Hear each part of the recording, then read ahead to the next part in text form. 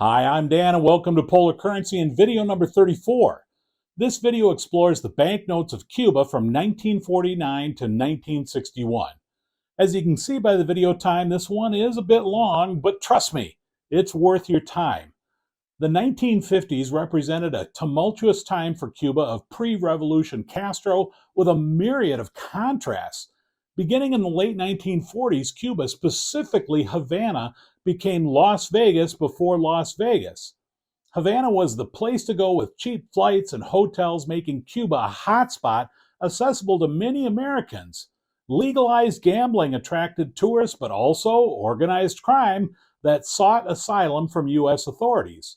The country was ruled by a corrupt dictator who took power with a military coup and inherited an economy creeping towards a collapse. All of this happening while a revolution was brewing in the much less glamorous Cuban countryside.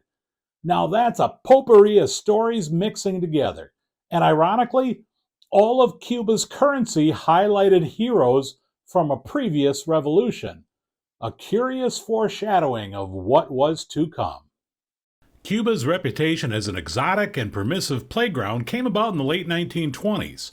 The country became a favorite destination for winter bouts of gambling, horse racing, beaches, country clubbing, and, of course, cigars. Why Cuba? Because it was tropical and close to the U.S. You have to remember that with the exception of Miami, California, coastal Texas, and the rest of South Florida wouldn't become tourist destinations for another 50 years or so. And Hawaii was literally a half world away. But from the late 1940s through the 50s, Cuba briefly became America's favorite close-by, exotic foreign playground, thereby creating the mixture of intersecting storylines. Finding actual banknote background information for the banknotes issued by the National Bank of Cuba from 1949 to 1960 wasn't easy, or for that matter, available. The Google machine came up empty, and I actually went past the second page. I mean, really, nothing is said in the standard catalog of world paper money or the banknote book that goes beyond the basic currency data. For example, 4 notes from 49 to 61 were printed by the Thomas de la Rue and Company. That's easily identified because those portraits are on the right side of the notes. The rest of the banknotes were printed by the American Banknote Company. But adding to my frustration is that there were duplicate denominations, different sizes, and colors changing. And all of the notes circulated at the same time. Why? I have no idea. But we'll forge on because the banknotes are really, really cool. The olive 10,000 pesos front issued by the National Bank of Cuba was only issued for the series of 1950. The note is extremely rare, and there are only 2 known that are not specimens. The front has Ignacio Agramonte, who became one of the most radicalized leaders during the 10 Years' War, the first Cuban war for independence from Spain, 1868 to 1878. The dark olive reverse has the Cuban coat of arms at center. Agramonte went on to become Major General of the Cuban Cavalry Forces and was killed in action in 1873. He was only 32 years old. Cuba's official currency today is the Cuban peso, also known as the CUP. It's a closed currency, so you can't get it or buy it or sell it or trade it outside of Cuba. As of today, it's illegal for U.S. citizens to import Cuban coins and paper money, or really export. But such numismatic items somehow manage to make their way to the U.S. and onto a certain YouTube channel. Anyways, if you want to learn more about Cuban paper money, and there are different dual currency systems that they used to use, check out the link below in the description for my video, World Banknotes number 2, the Caribbean. Joe from the Coin Box does a great job of explaining it. The teal green 1,000 pesos was again only printed for the 1-year series of 1950. The front has the portrait of Tomas Estrada Palma, who was a Cuban politician, one of the presidents of the Cuban Republican in Arms during the 10 Years' War, and the first president of Cuba following the full independence from Spain from 1902 to 1906. The reverse, printed in dark olive green that's very similar to the color of the reverse of U.S. banknotes, depicts the Cuban coat of arms at center. For years, Cuba's economy had a solid foundation for the Caribbean country, but cracks were appearing by 1950. The sugar boom that had fueled much of Cuba's economy for the past 100 years was waning. By 1955, it was clear that expectations had exceeded results. The only reliable economic replacement in sight was tourism. But the price was lower-paying service jobs. Cubans began to feel the squeeze. Poverty, particularly in the rural areas, increased. Unlike other Caribbean island nations, Cuba had a middle class whose grandparents had fought intensely for independence from Spain in the late 1890s. And by the middle of the 20th century, Cuba had become beholden economically to the United States. The faded Red Series 1950 500 pesos note, like the 10,000 and 1,000, was only issued for 1 year. The front of the pink-red banknote has the image of Cuban politician Salvador Cisneros Betancourt. He was involved in the 10 Years' War and was captured and imprisoned in Spain. After returning to Cuba, Cisneros Betancourt was president of the insurgent provisional government. He also participated in the framing of the insurgent constitutions and was later a delegate to the Constituent Assembly that approved Cuba's first constitution as an independent nation. The bright red reverse, of course, bears the Cuban coat of arms at center.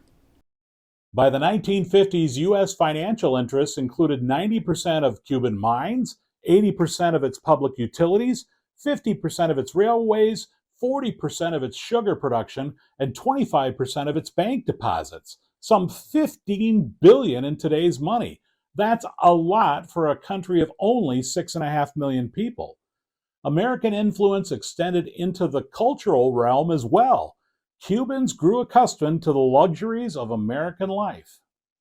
The purple 100 pesos of Series 1950-58 has the portrait of Francisco Aguilera, one of the wealthiest men in Cuba at the outbreak of the 10 Years' War. Aguilera headed the first Cuban Revolutionary Committee in 1868. He also held many positions in the Cuban Army, including Major General, Minister of War, Vice President of the Republic, and Commander-in-Chief of the Eastern District. Aguilera gave his entire fortune for Cuban independence. He died almost completely destitute in 1871 while in New York City trying to raise funds in support of the revolution. The dark purple reverse has the illustration of the Cuban coat of arms. Now, here's where things take a turn. The 1959 and 1960 100 pesos changed from the dull purple to a bright orange. As previously stated, I have zero information as to why, but I will admit it's pretty spectacular looking. With the exception of the orange color, the design of the reverse is identical to the Series 1950 to 1958. Getting back to the residents of Cuba, many were driving American cars, owned TVs, watched Hollywood movies, shopped at Woolworth's department store, adopted American baseball, and sported American fashions. All of this was being held up by a dictator that was being supported by the American government because of communist uprisings in the rural areas of Cuba beginning in the early 1950s. With the decline of sugarcane interests, tourism became a major economic engine for Cuba. The United States was past World War II, the baby boom was on, and the U.S. upper middle class became an economic force that had money to spend. Tourists could purchase round-trip airline tickets, hotel, food, and entertainment all for around $50. That's about $500 today. All of this without having to spend a week traveling on a ship just to get there and back. Cuba boasted big-name nightclubs, lavish beach resorts, and the many casinos. Havana, Cuba was Vegas before Las Vegas, and it was the place to be. The pale yellow 50 pesos series was issued from 1949 to 1960, and the front pictures Calixto Garcia Iniguez. In 1868, at age 18, Iniguez joined the Cuban revolutionaries and fought for independence for the next 30 years. He rose to the rank of general and coordinated with U.S. forces in the Spanish-American War. Iniguez died of pneumonia in 1898 in Washington, D.C., of all places, on a diplomatic mission. He was temporarily buried at Arlington National Cemetery before being reinterred in Cuba. He remains on the current Cuban 50 pesos today. The orange-fish yellow reverse bears the Cuban coat of arms at center. The color is very similar to the reverse of U.S. gold certificates. Cuba drew big-name celebrities to vacation and perform at the nightclubs. Names like Marlon Brando, Ernest Hemingway, Rita Hayworth, and Frank Sinatra were amongst many. And you couldn't be a hotspot nightclub without a casino. The nightlife revolved around gambling. From roulette to blackjack to craps, everything was available. Since I was hunting for Cuba banknotes, I was able to find and pick up a 1950s-era $100 casino chip from the St. John's Hotel in Havana. And that was before I knew that Stu Plubeck had an entire collection, which, by the way, how cool is that? It's fun to think who could have won or lost this chip on the gambling tables of Cuba. As I said, tourism and gambling became another economic engine driving Cuba's economy, and it wasn't for the benefit of the average Cuban citizen. All the glitz and glamour attracted a dark side that was underwriting the economy. Cuba attracted mafia kingpins such as Meyer Lansky, Lucky Luciano, and Santo Trafficante, who were all evading U.S. federal investigations for organized crime and found a new, close-by home in Cuba. Issued from 1950 to 1960, the drab green-yellow 20 pesos bears the portrait of Antonio Maceo, a lieutenant general who fought in all three of the Cuban wars of independence against Spain. He became known as the Bronze Titan for the amount of times he was wounded. Maceo was brutally killed in action by Spanish forces in 1896 after being betrayed by his headquarters physician. Maceo has appeared on the 5 pesos banknote since 1961 all the way to today. The drab green-yellow color on the reverse is a bit bolder than the front, and, yep, still displays the Cuban coat of arms. Getting back to organized crime in Cuba, the Mafia would continue their stock trade of hotels, gambling, drugs, and prostitution as long as they paid off government officials. The fees, however high, were a small price for an industry that raked in millions of dollars every month. The Mafia had Las Vegas-style gambling in an unregulated environment, and the only regulator? The Cuban government. This formed a powerful friendship with mutual benefits. The biggest part of that friendship was your local friendly neighborhood dictator, Fulgencio Batista. Batista was the one that appointed himself president by way of military coup in 1952. This dashed Cubans' long-held hope for a democracy. At the time, Batista was considered somewhat of a hero. As a young sergeant in 1933, he led non-commissioned Cuban army officers, along with some students and labor leaders, in a rebellion against then-dictator Gerardo Machado. I hope I'm saying that correct because, yeah, that rhymes a little too much. But then again, I don't have Joe from the coin box, do I? The tan-red front of the Series 1949-1960 10 pesos has the portrait of Carlos Manuel de Céspedes, a Cuban revolutionary hero and the first president of Cuba in arms in 1868. De Céspedes made the Declaration of Cuban Independence in 1868 that began the 10 Years' War, the first of 3 wars for independence. De Céspedes is a Cuban national hero and is known as Father of the Fatherland.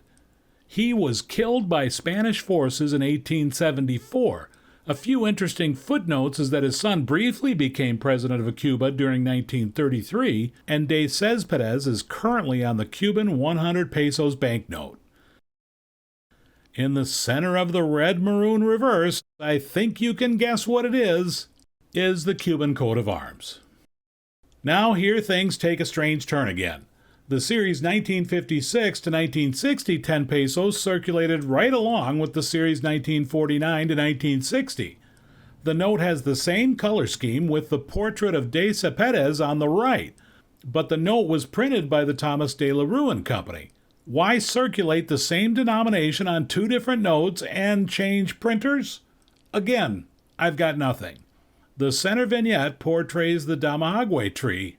La Damahagüey was the name of the sugarcane plantation and processing plant that de Céspedes owned and that was destroyed by the Spanish at the onset of the 10 Years' War in late 1868. When the plant was destroyed, the giant gears were broken up and scattered, and a hogway tree grew through one of them and became a revolutionary symbol and was declared a national monument of the Republic of Cuba. The reverse of the De La Rue note is actually different. The left vignette portrays the dairy industry of Cuba. Cows are depicted on the left, and a bottling processing plant is on the right. But of course, you can't forget the coat of arms, which is at the center. It's interesting to compare both notes. I think the De La Rue note certainly has a better design. Maybe a bit dated for the late 1950s, but you have to love the story of the Damahagway tree. Both were printed with intaglio ink, and I think the De La Rue note overall does have better quality. In the 1940 free elections, Batista became president, serving until 1944. He didn't run for office again, instead choosing to loot the government treasury and move to the U.S. for the next 8 years. I mean, who wouldn't? Upon his return to Cuba in early 1952, he ran for president again and was polling a distant third when he's like, yeah, I'm going to take power with a military coup. You know, if you can't beat him, take over with a military coup, because that's what I always say. Batista's rule was tied directly to organized crime, but the mafia couldn't keep him in power alone. Here's the ironic moment. Irony, I love it. The U.S. government outwardly supported Batista even though he was in bed with the mafia, the very people the U.S. were trying to apprehend and prosecute it. Man, I love irony. U.S. support didn't last long, and on New Year's Eve 1958, Batista had to flee Cuba, but not after pilfering an estimated fortune of another $300 million. Batista later died in Spain in 1973. Probably not too early for me. I'll apologize for the condition of the next note, but hey, that's why I'm going to show some photos, and my budget does have a limit. The orange front of the 1950 5 peso depicts Maximo Gomez, who was a general for the Cuban Revolutionary Forces in the unsuccessful 10 Years' War, and again in the successful Cuban Revolution against Spain from 1895 to 1898. That did lead to Cuban independence finally in 1902. Gomez was known for employing, organizing, and commanding guerrilla forces against Spain for over 30 years. Gomez died in 1905 after refusing the presidential nomination in 1901, where he most likely would have run unopposed. Now things really get, well, bizarre. In 1958 to 1960, the National Bank of Cuba issued a second 5 pesos design, again by Thomas De La Rue and Company. I mean, why not? You already had the 10 going. It is a gray yellow note with the same portrait of Maximo Gomez on the right. The center vignette depicts Gomez leading a machete charge against Spanish troops. Now that's cool. Did I not mention that Gomez liked using a machete? No? Well, I'm not going to go into too many details, but let's just say he really liked them, and we'll just leave it at that. The reverse vignettes depict, again, surprise, illustrations of the tobacco industry. Finally, the left has farmers harvesting tobacco, and the right is of a cigar factory. But I don't think anything is getting hand-rolled between anybody's thighs.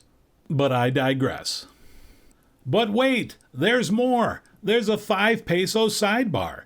Since having 2 different 5 pesos designs circulating at the same time wasn't enough, let's have the American banknote change the 5 pesos color from orange to a deep teal blue in 1960.